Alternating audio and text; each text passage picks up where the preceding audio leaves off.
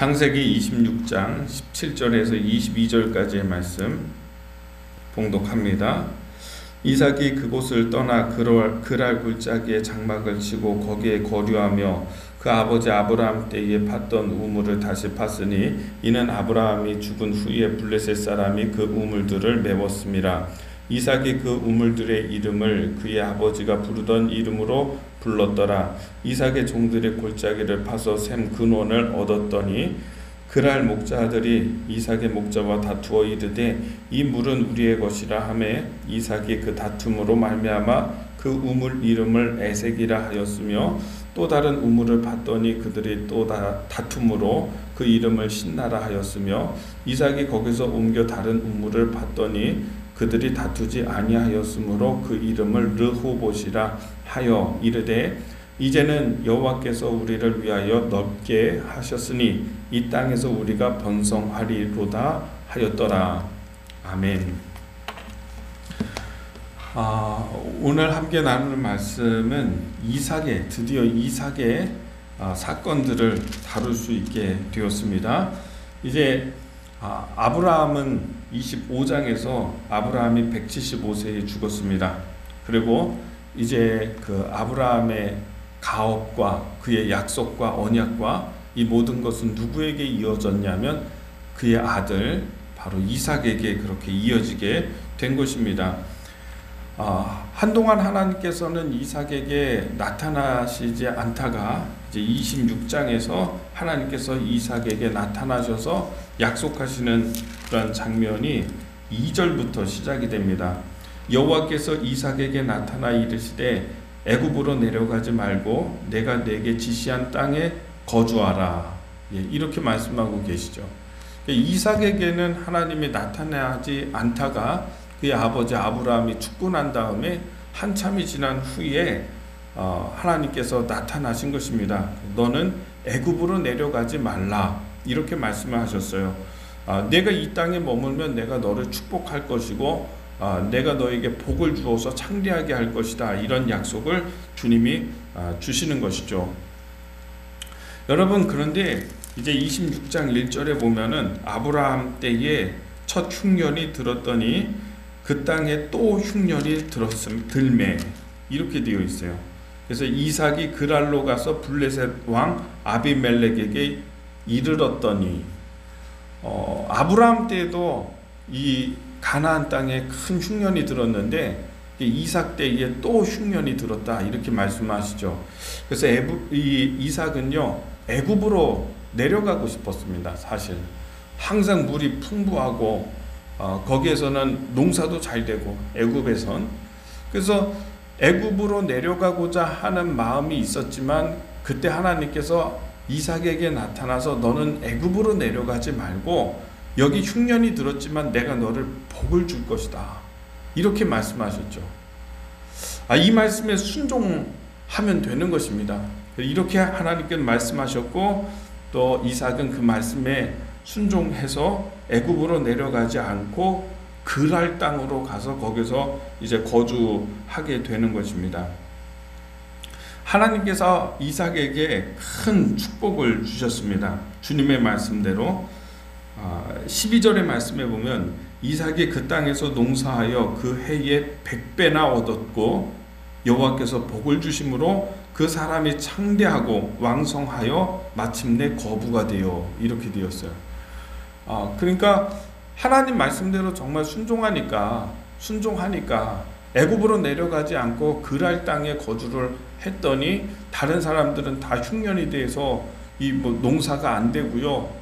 열매 맺는 것들 이런 것들 다 이제 실패하고 안 되고 하는데 이삭의 밭에는 하나님이 100배의 결실을 거둘 수 있게 축복을 하신 것입니다. 그래서 하나님의 복을 받아서 13절에 마침내 그 사람이 왕성하고 창대하게 되었다. 거부가 되었다. 이렇게 기록하고 있는 것입니다.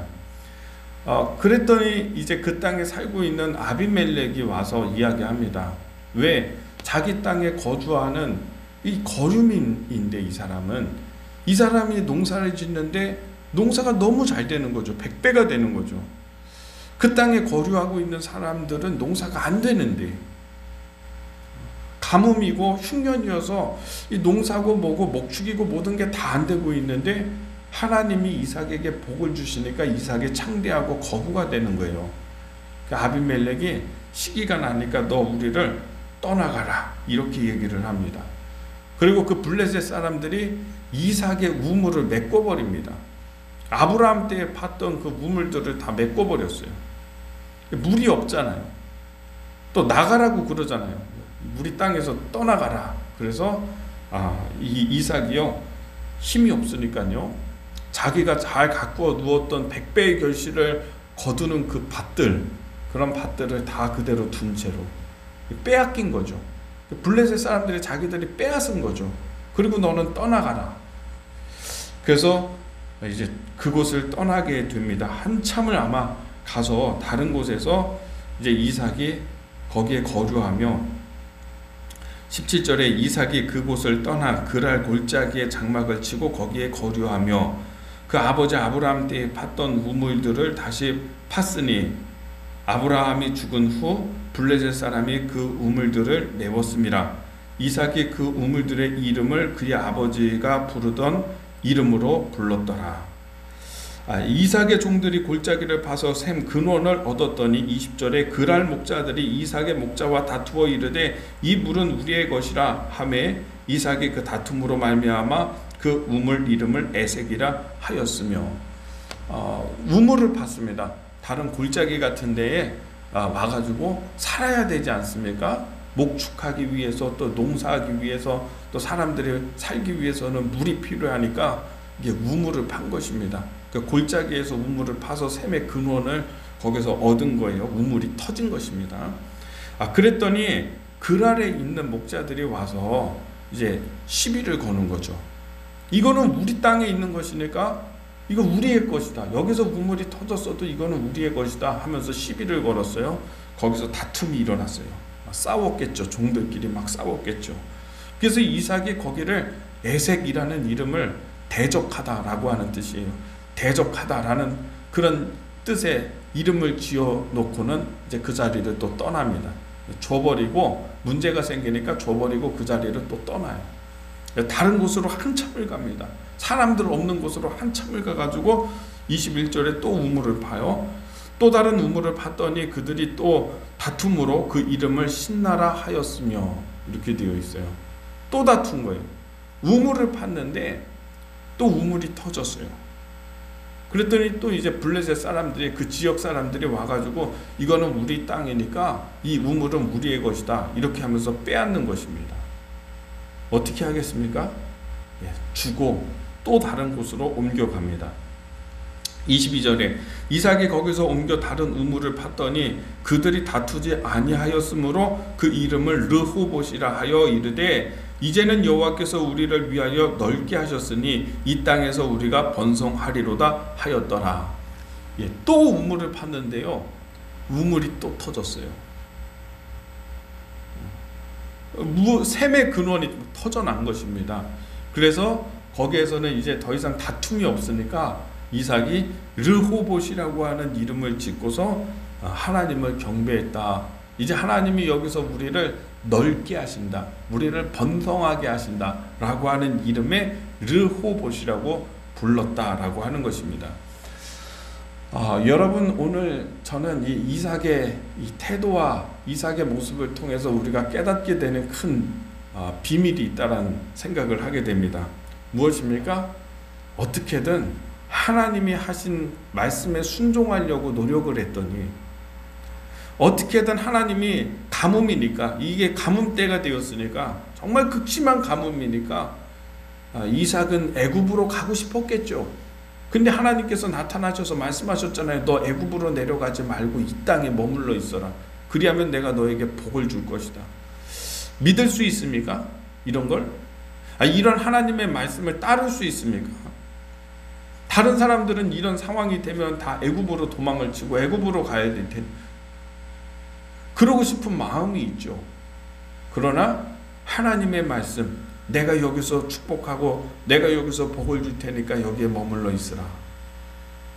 어떻게든 그 말씀에 따르고 순종하려는 이삭의 태도를 보게 되는 것입니다. 그래서 거기에 머물렀더니 하나님이 농사를 했는데, 이삭이 농사했는데 100배의 결실을 거둘 수 있게 주님 축복하셨죠.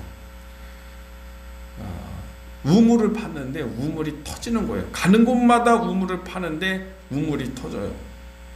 여러분, 블레셋 사람들은요, 우물 하나 파는 게 얼마나 어려운지 아십니까? 이게 그 고대 근동 지방의 우물을 분석을 해보니까 지질학자들이, 이 고고학자들이 그것을 이제 분석을 해봤더니, 이때 이제 출토되는 그런 그 우물이요, 발견되는 게 15m를 파고 들어간대요. 그 땅 밑으로 15m를. 이 15m까지 깊게 파고 들어가서 샘의 근원을 겨우 얻는 거예요. 그러니까 우리나라는 사실은요, 지하수가 있잖아요, 밑에. 그래서 아무데나 파도 그게 터지잖아요. 근데 이 땅은 그렇지가 않은 거예요.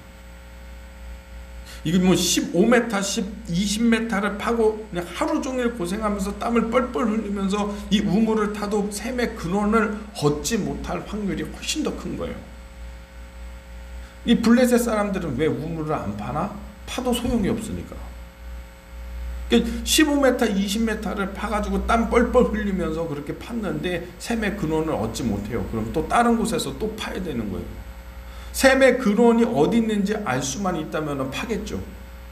근데 파도 소용이 없으니까 블레셋 사람들은 안 하는 거예요, 그 일을. 근데 이삭은 어떻게 합니까? 참, 하나님이 축복하시니까 가는 곳에서 가는 곳마다 우물을 파는데 우물이 터지는 거예요. 처음에 우물을 팠는데 에색이라고 하고요. 그러니까 싸움이 일어나니까 에색이라고 하고요. 두 번째는 또 우물을, 또 다른 곳에 가서 우물을 팠는데 거기서 또 터져요. 또 터져. 우물이. 그 또 블레셋 사람들이 와가지고 시비를 거니까 신나라고 하는 이름을 짓고 다툼이라고 하는 이름을 짓고 또 그 자리를 떠나잖아요. 또 우물을 파고 거기서 또 터지고. 여러분, 저는 이런 은혜가 여러분에게 있게 되기를 바랍니다. 세상이 하나님의 말씀 붙들고 하나님의 사람으로서 세상을 살다가 보면은요, 이런 일들이 있어요. 누가 와가지고 나를 대적하는 일도 있고요. 어떤 사건이, 좋지 않은 사건이 내 길을 가로막고 또 나와 다투는 일들이 있어요. 누군가와 다투기도 하고요. 이런 일들이 있다고요. 그런데 우리가 정말 하나님의 사람으로서 어떤 태도를 가져야 되는가? 하나님이 이런 상황 가운데에서 지금 이 자리에서 나를 하나님이 축복하신다. 나의 상황에 하나님은 개입하신다. 내가 부르면 하나님은 들으신다. 순종하는 태도와 하나님을 의지하는 태도로 살아가고 있는 사람들, 그 사람에게 하나님의 은혜와 도우심의 손길이 있다는 사실을 우리가 깨닫게 되는 것입니다. 블레셋 사람들이요, 이제는 어떻게 되냐면요, 이삭에게 이후에 26절부터 보면은 이삭을 찾아와요. 블레셋 왕 아비멜렉이 찾아와요. 그러면서 화친을 청해요. 우리와 좀 화친을 맺읍시다, 당신. 블레셋 사람이 이삭을 보면서요, 저 사람은 하나님이 함께하는 사람이 분명하다. 다른 사람들은 결실이 전혀 없는데, 흉년이기 때문에 결실이 전혀 없는데 어떻게 저 사람이 농사를 짓는 곳에서는 100배의 결실이 나오는가? 하나님이 저 사람을 축복하시는구나 생각을 하게 되는 거잖아요.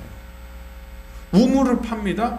우리가 우물을 팔 때에는 10번을 파도 10번 터지지 않는데 어떻게 한 번 우물을 팠는데 우물이 터져요. 그것을 빼앗겼더니 또 줘버리고 다른 곳에서 우물을 팠는데 또 터져요. 거기서 또 다른 곳에서 우물을 팠는데 또 터져. 이걸 보고서는요, 자기들은 우물을 파는 일이 그렇게 힘들고 10번을 파도 10번을 실패하는데 저 사람은 가는 곳마다 우물을 파는데 우물이 터지니까요, 두려운 거예요. 저 사람과 하나님이 같이 계시는구나. 저런 사람을 내가 건드렸으니 어떻게 하는가. 아비멜렉이 찾아와서 우리를 용서하고 우리와 화친을 맺자. 그리고 내가 원하는 땅에서, 우리의 땅에서 아무 땅에서나 너는 거주해라. 이런 약속을 받게 되는 게 이제 26절부터 35절까지의 말씀인 거예요. 하나님이 축복하시는 사람, 어떻게든 하나님이 애굽으로 내려가지 말고 이 땅에 머물러 있으라 그 말씀에 순종했더니, 하나님이 축복하시는 것을, 함께 하시는 것을 믿고서 그렇게 살았더니 하나님께서 르호봇의 은혜를 이삭에게 주고 계시는 것을 우리가 보게 되는 것입니다. 저는 오늘 이 말씀 붙들고요, 우리가 세상 살면서 아무것도 없는 사람처럼 살지 않고요, 내가 하나님이 나와 동행하는 사람, 하나님의 약속이 있는 사람, 나는 하나님이 축복하시는 사람, 이런 사람의 생각과 마인드와 태도를 갖고서 하나님의 말씀에 순종하면서 살아갈 때 하나님께서 여러분에게 복을 주시고 함께 하심을 믿으시기를 주님의 이름으로 축복합니다. 기도하겠습니다.